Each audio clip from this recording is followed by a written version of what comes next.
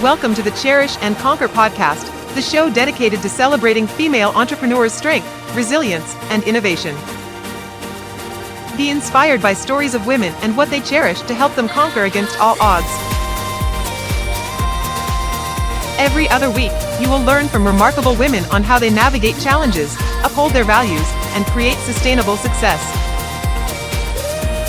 And now, here's your host, Jim Rimbach. Welcome to the Cherish and Conquer podcast. Today we're going to talk about a very, very interesting backstory and what it's led to, because it actually coincides with our majority founder in some ways. And then we're going to have that discussion with Sara Sabin. Sara, welcome. Hi, Jim. Thank you for having me today.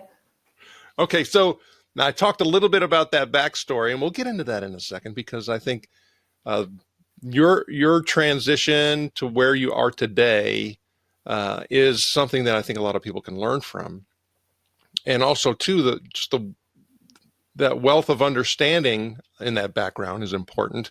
And I would like to see how it actually fit into where you are now, because oftentimes we don't pull those two things together. So I'm looking forward to discuss this discussion. And so before we get into that, if you could please share with the listeners and watchers how you're making a difference in people's lives with the work that you're doing today. So I work as an executive and team coach to create more conscious and exceptional leaders who drive thriving companies. Okay, so that is very broad and encompassing. So if you start talking about tactically, if somebody came to you and said, hey, we want help in this particular area, how does that kind of happen? So the first thing I always want to know is, what do you want to achieve? Because coaching is this sort of nebulous area, coaching and consulting, and leadership training as well. I find that a lot of leaders and companies think they should do it, but they don't necessarily know what they want to achieve. So the first thing I always want to ascertain is, what are your objectives that you would like to get out of doing this, so that it can be focused on the areas that will create the most impact based on where that particular leader or leadership team is at that stage in time. So as you can imagine, if you're talking about leadership skills, it encompasses a broad range of things, and it's always best to zero in on what is the most important thing right now and in the next 3 months and in the next 6 months. Okay, so, and one of the things that you talk about a lot is people understanding the difference and differentiation between management and leadership. And oftentimes I think that's lost, because people blend those two things together to a point to where it's kind of hard to see what I need to focus in on and the impacts of one another. So if you could go through and explain the difference between managing people and leading people from your perspective. Absolutely. And you're correct, Jim. The two terms are kind of used interchangeably, but they mean different things. And the best leaders, and I'm going to go into the difference in a minute, the best leaders are people that can manage and lead. So if I was to summarize this in one sentence, managers manage tasks, resources, operations according to their function in order to get stuff done. Leaders manage vision and people. So that's, in a nutshell, summarizes what the major difference is between the two. So if you're a competent manager, you have a list of tasks, you have a list of priorities, you have a team that you will delegate to get all of that done in a timely, efficient, productive way, if you are competent at management. A difference with leadership is that they are the big picture vision, big picture strategy thinkers. So it's all very well having a list of tasks, and people can just get lost in this list of tasks, right? And run around like headless chickens trying to do everything. But when you can zoom out and think, okay, what's the big picture of what we're trying to do? It makes it much easier to prioritize things and get people aligned in the right direction. Because in being that big picture thinker, you also want to communicate that to your team so the team understands the context and don't get completely lost in the detail. So if you're a good leader and a manager, you understand the detail, but you can also zoom out as well.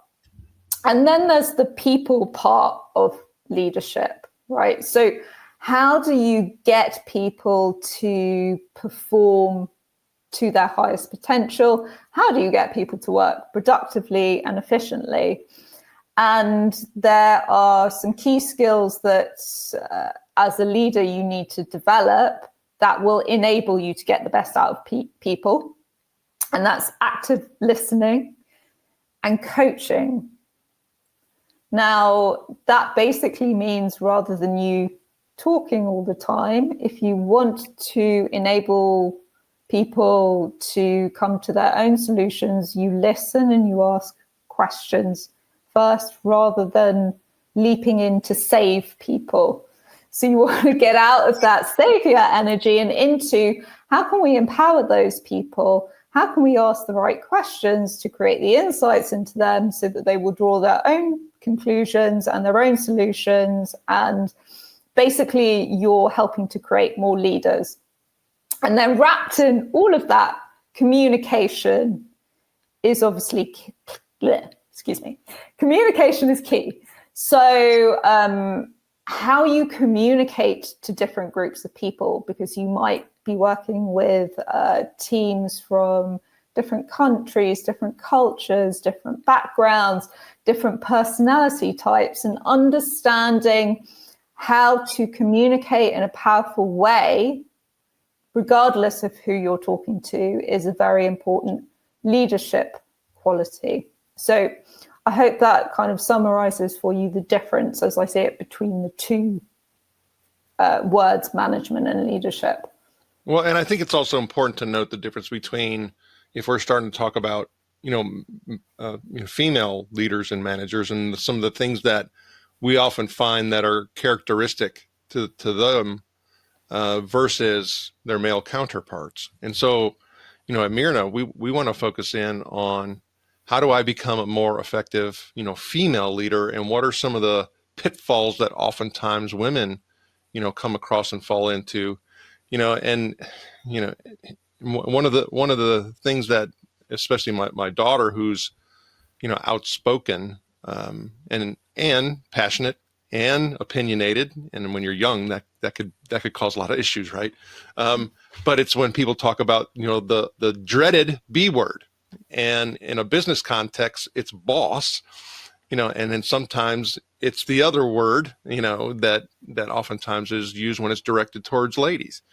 So how, what are some of the things that you often find that are common characteristics and things that you need to address from, the different gender side, and so that, ladies can, be that entrepreneur that's leading. And here's the thing that's important about leadership. It's not just leading your people. It's leading your customer. It's leading your prospect. It's leading your vendor relationships and partners. I mean, leadership is multifaceted. Yes. And actually the most important element is leading yourself. Boom. Lead yourself first before you lead anyone else. So if I was to talk about female leadership specifically, and some of the things that I've observed that come up again and again, female leaders in general, and I will say this is not reflective of everyone, but if we were to look at groups as a whole, these types of things come up. In general, they have less confidence than men. So what I mean by that is they're more plagued by insecurity. They're less likely to be like, yes, I'm a good leader. And, that's actually very accurately reflected, because when people apply for jobs, if men have, I think it is about 60 or 70% of the qualities on the job description, they're going to apply for it. Women unless they have close to everything on that list of the job description, they're not even going to bother applying at all, which is a great shame because they might be nearly all the way there in terms of what is needed for that particular job. And the other thing that I tend to see in female leaders is they sometimes feel like they have to be someone they're not in order to succeed. So what I mean by that is they have to be more masculine in nature. And, you know, that can come across as what is perceived as aggressiveness over directness, etc. And the sad thing is, perhaps if a man was acting in the same way, they wouldn't be labeled in that way, which is an issue. But I think the greater problem that comes out of that is acting in a way that is inauthentic to you and acting in a way that you believe you have to act in order to succeed is draining, it's demotivating, it's often doesn't get you the best results. Whereas embracing more of those more feminine qualities, and these qualities exist in men and women because we all have masculine and feminine qualities, but embracing more of those feminine qualities such as empathy, such as the strong communication, such as the ability to lead, because women naturally have that ability. It's just that it might look different to the way a man leads. But all that matters at the end of the day is the end result, right? So you lead in a way that feels authentic to you and gets the results as well. And I'm also going to say that each of us as a leader, regardless of gender, needs to understand that a balance of masculine and feminine qualities within us is important. Because in order to succeed as a woman, you also need to be an action taker. You need to be assertive. You need to be able to handle conflict, but you can do it in a way that's empathetic without being aggressive about it, which actually is counterproductive anyway. And I would advise anyone approaching leadership from that perspective that it really doesn't get you very far, especially nowadays with a new generation of people coming through the world of work. Want more insights from female entrepreneurs? Get complimentary access to Marina's Army for additional tips, tools, and tactics from this episode. Just go to Marina.ai and click Community for access.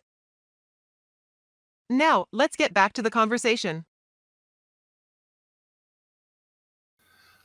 Okay, so when I started looking at, you know, your backstory and where you came from and working with high net worth individuals and tax planning and all of that, you talked about doing that for a while and then venturing out on your own and starting your own business. So I think it's important, you know, for us to learn from, you know, what you actually have gone through in your journey. So what inspired you to start your own business, and how does it align with the concept of cherish and conquer? So I have always believed that there are no barriers, right? That if I decide to do something, I can do it. So anyone looking at my career or my choices might think, how does she go from this to this to this to this? But I always saw the threads that connect things together. And I encourage women to think like that, because if you focus on the possibility, then you have a real chance to, well, let's say, conquer the world. Let's go big here. You have a real chance to conquer the world. But to explain a little bit more about my background and how I came to be where I am, as anyone listening will now know, I come from a tax background. I trained as a tax accountant prior to that, I'd done law at university. So I did English and French law. And after I trained as an accountant, went to work for a multi-family office. So essentially looking after a portfolio of high net worth individuals and families. So I was in the family office team. I was managing a team there that looked after the clients that we had. And I was in the corporate world for about 10 years. And then I can only describe it as seeds of unrest started to set in. So I started to feel like this wasn't it. This wasn't how I saw myself living out my life. And I thought, okay, well, maybe I just need to find a new job. I eventually came to the conclusion that moving job wasn't going to cut it, or progressing up the corporate ladder wasn't going to cut it. There was something else. And it was around that time in my life that I was approached by a friend of mine who said, do you want to found a company? This was back in 2014. So I co-founded my first company in 2014, and it was an alternative careers service for doctors who wanted to transition into other careers. So we ran events, we ran networking events, conferences, we did recruitment services as well. And I left the corporate world for good, pretty much, because I've been an entrepreneur ever since at the end of 2015. At the time I left, I think it might be worth talking about this. It's not an easy decision to make to go from corporate world to entrepreneurship.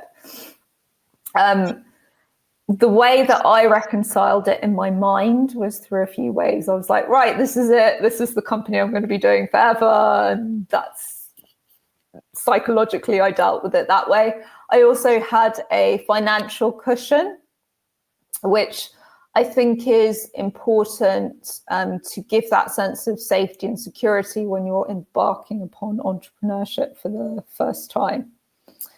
So essentially, I was running the company. I was running the team that we had in 2015. Long story short there, my vision and my co-founder's vision completely diverged. And so I left the company to her, retained a small shareholding, and moved on to the next thing.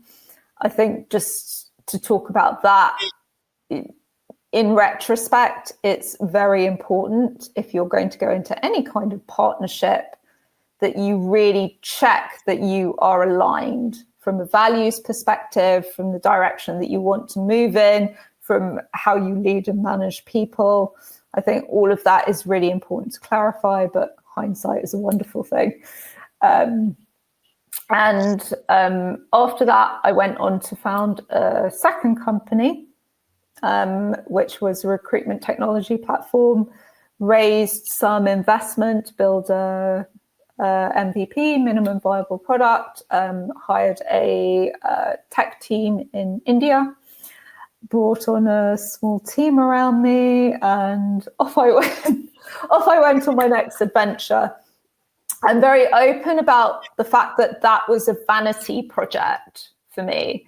So I did it because I was trying to prove a point. Like, I'm a woman, I can succeed in the tech world. Yay me, basically.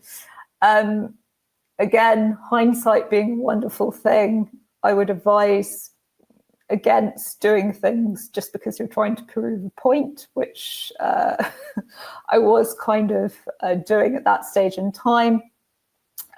Long story short there, it was a time where I was chronically stressed, anxious. I nearly burned out twice. My relationships were falling apart around me. I didn't have any time for anything. So it was a very, very difficult period for me.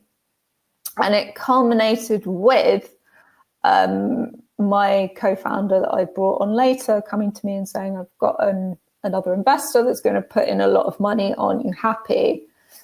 And I can only describe it as a feeling of my heart sank, because I couldn't see myself being there for the next 3 to 5 years to justify taking on that investment. And I decided to walk away.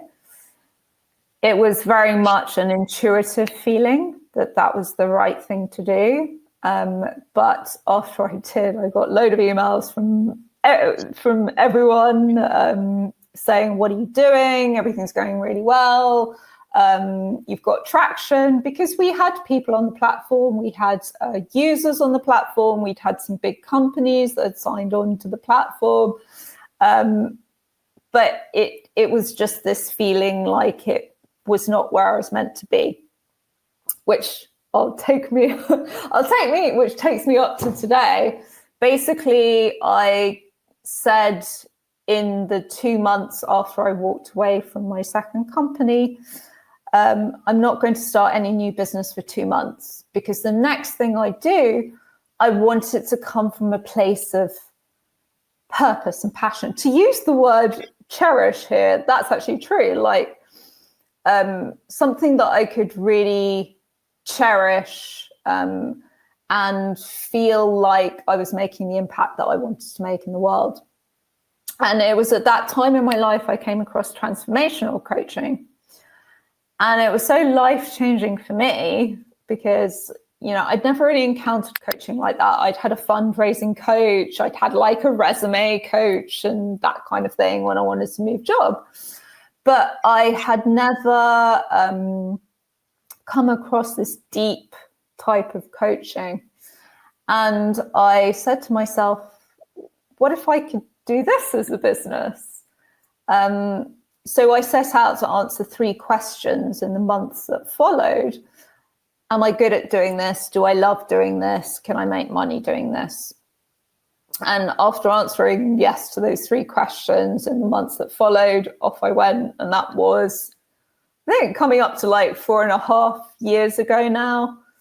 And the type of client that I work with are executives and entrepreneurs. And I really get a lot of these struggles that they go through. I've lived through a lot of those struggles. So what I bring to the table for them is the coaching aspect, but also the consulting aspect as well. So practical things that they can do to develop their skills and to work through the challenges that, you know, are there on a day-to-day basis, and how to stay regulated, emotionally regulated throughout all of that.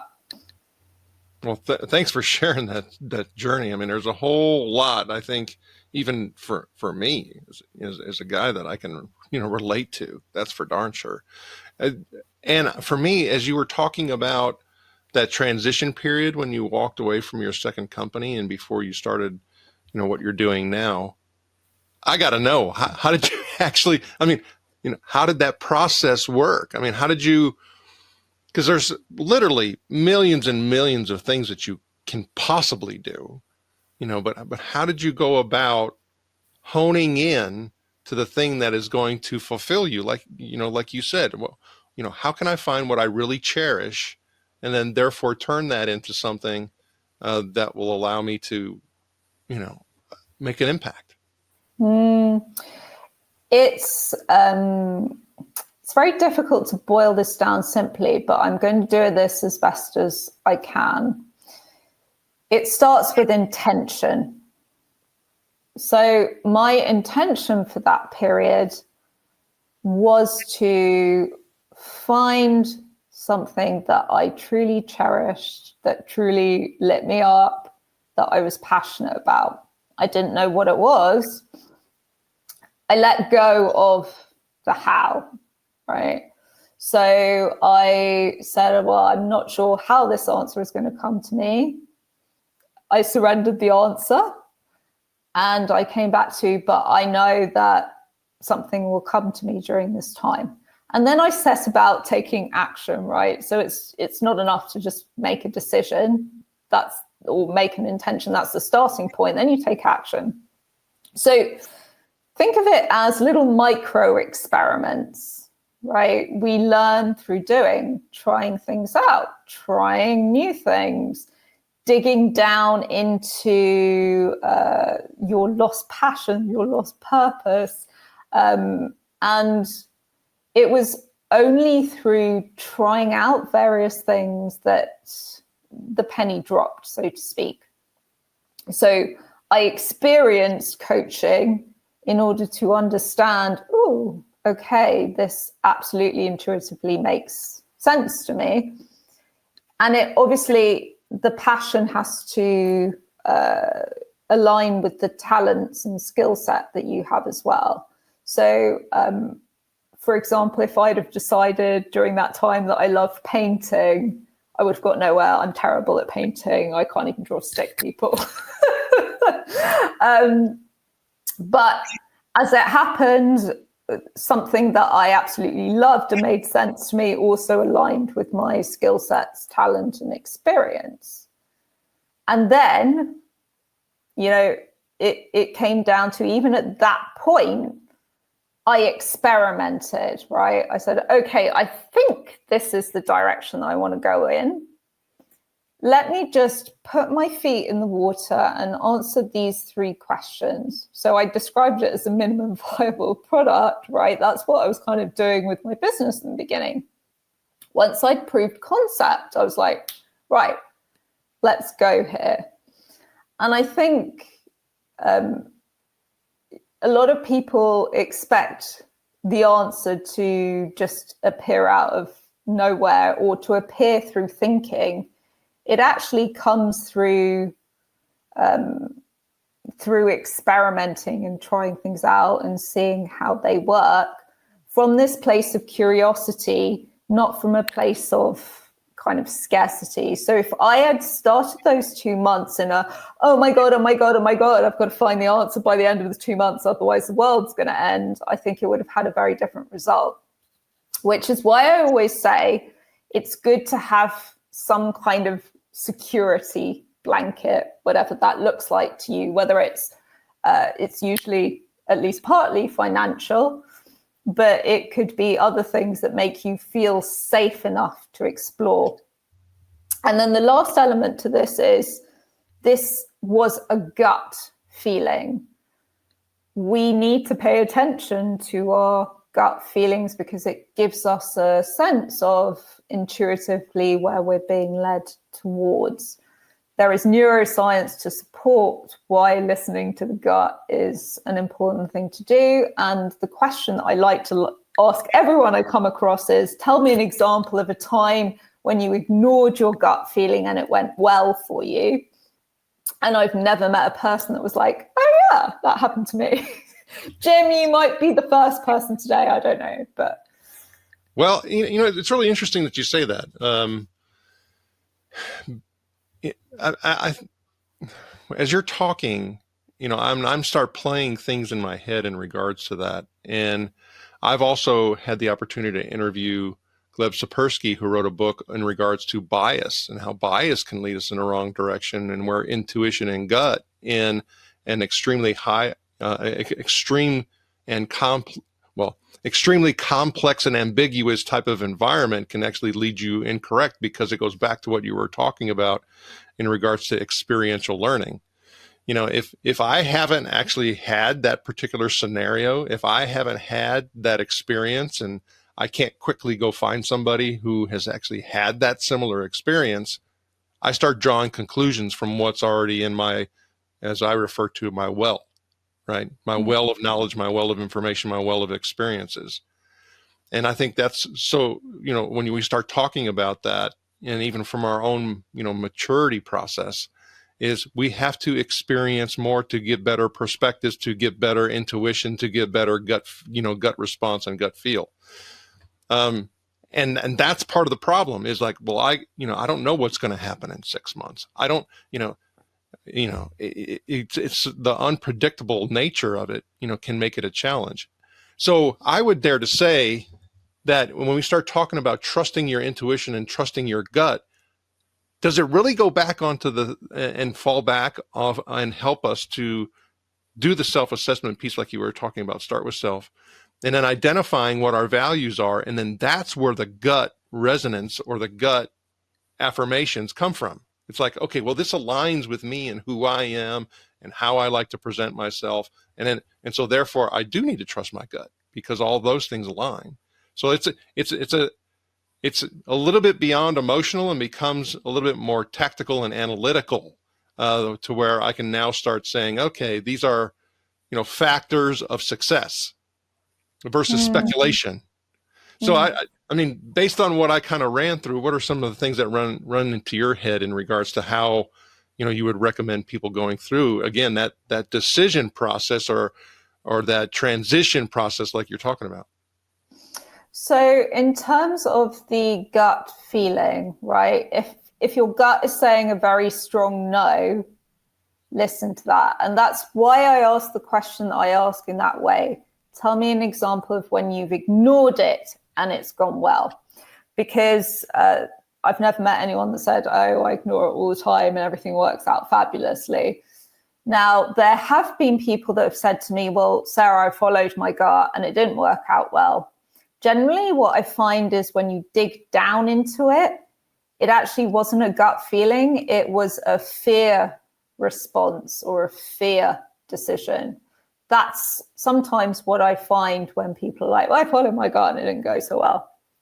But in any case, even if your gut was right 90% of the time or 80% of the time, those are pretty good odds. Now, if your gut is saying yes to something, in that you feel excited about it, genuine excitement at the thought of doing it, then you send it up to the brain for processing. You send it through the rational thought machine from this place of, okay, well, I've used the brain in my gut as a filtering mechanism. I'm excited about it. Let's look at, what we can do now to start exploring this. Let's look at if this is feasible. And that's the way that I encourage people to look at how they tune that gut muscle. And it is a muscle, right? The more you use it, the better it gets. And you can start with small things, really. Like, for example, do I feel like going out to dinner tonight? Like, your brain is saying yes because I'd like to eat, I don't know, steak and chips. But your gut is like, no, I feel like I'd like to stay home and have a salad, right? Even those little things are starting to use that muscle to tell you what it is that is most aligned for you.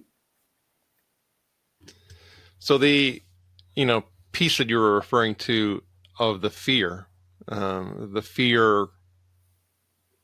causing an interruption in the ability to make a more clear decision.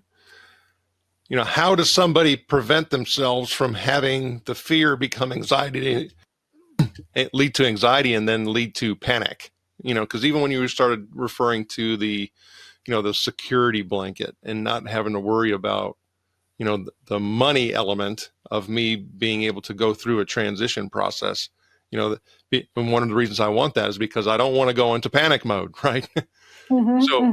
How do I keep myself in the position to where I don't let fear overrun, my gut and my decisions that I make? So, what do we fear? How do we identify that? How do we, control that effectively? What are some of the things that you find that work for people? You can't especially women. Yeah, you can't control fear, right? So, but a lot of people will deny that it's even there. They'll try and kind of muscle their way through it. Or alternatively, they'll be like, oh my God, stupid me, I'm feeling anxious. I shouldn't be feeling anxious. I shouldn't be feeling panicked. And then they'll go down this spiral because they're adding negative emotion on top of negative emotion and on top of negative emotion. So if you think about an argument, for example, You can ramp an argument up further, or you can diffuse it. The way you diffuse it is literally to park it, walk away from it, come back to it when you're not going to be screaming and shouting and blowing everything up further. Similarly with emotions, if you're trying to get a read on something, you want to understand the emotional state that you are in at that time, right? So if you can identify that you are feeling fearful at that time, you will park that decision or whatever reading you are trying to get for another time. And then you will sit with that emotion. Now, it's not always easy to recognize, that you're feeling what you're feeling, essentially. So emotions are stored in the body, right? If you're feeling a bit off, then there's something going on there, right? And different parts of the body store different emotions. So just to quickly share that, for example, jaw area and shoulders, if they're tense, you're probably feeling angry. If you're feeling restriction in the throat or in the heart, you might be feeling loss, or you might be feeling longing. If you have belly activity, so a lot of people feel like crunching in the belly or like butterflies in the stomach, that is an indication that you are in fear and anxiety. If you're there, park the decision, as I said, and sit with the emotion for a period of time, literally just a few minutes. Breathe into the emotion, like literally deep breathing to regulate your nervous system. And then if anything occurs to you that you have to do out of that breathing, you go do that. So it might be, for example, that you're feeling anxious, and it comes to you that you're feeling anxious because, I don't know, you haven't done something specific or whatever it is. If there's something that comes to you that you need to go do that. If not, just sit with the emotion, breathe into it until it starts to dissipate. Right. And you also want to, if it's an active emotion like anger, moving it through walking, you can go punch something, whatever. What you want to make sure, though, is that the time you come to make any decision, you've processed whatever negative emotion it was that you're feeling. So I hope that makes sense in the context of how you recognize fear, what to do with it, and what to do with the decision you have to make in relation to that. It does.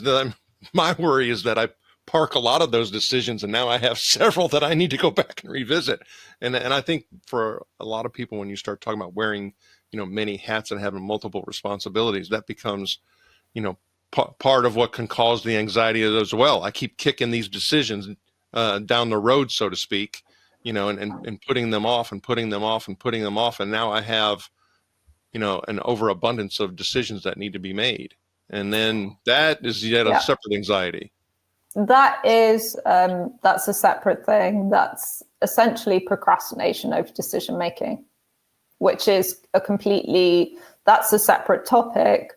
You either are procrastinating over a decision because it's going to take courage to make that decision, or you genuinely don't want to do whatever it is that you have to make a decision about.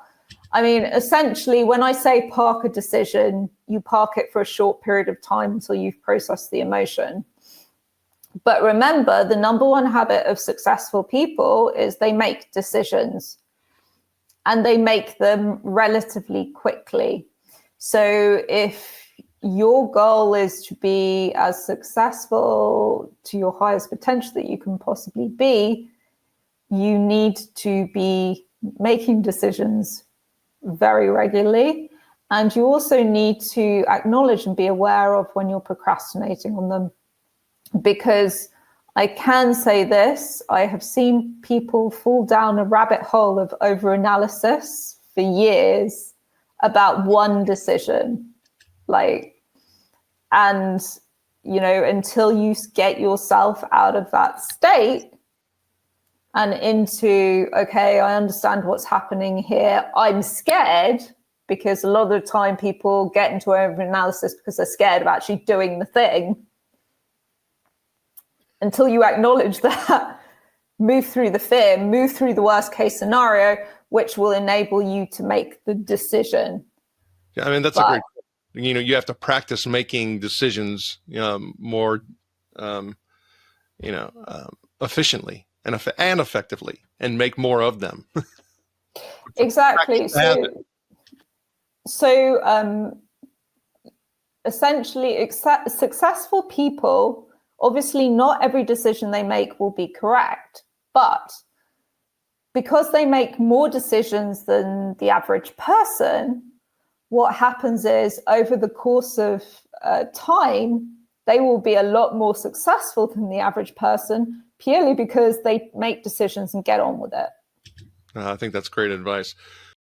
Enjoying the show? After joining Marina's army, subscribe and share the Cherish and Conquer podcast on your favorite platform. Thank you. Now, back to the show. Okay, Sara, fabulous advice. But now we're actually going to do a rapid fire, and you're going to participate in our breakthrough blitz. You've already given us some great information to help us break through on some of the things that we need to.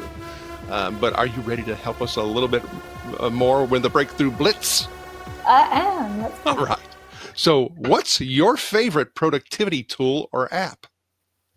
My favorite productivity tool is my calendar, right? So I am very much a scheduler. I block my time. I create free time as well, where it's free thinking space, reflection time. And that's what I use in order to be the most productive that I can be.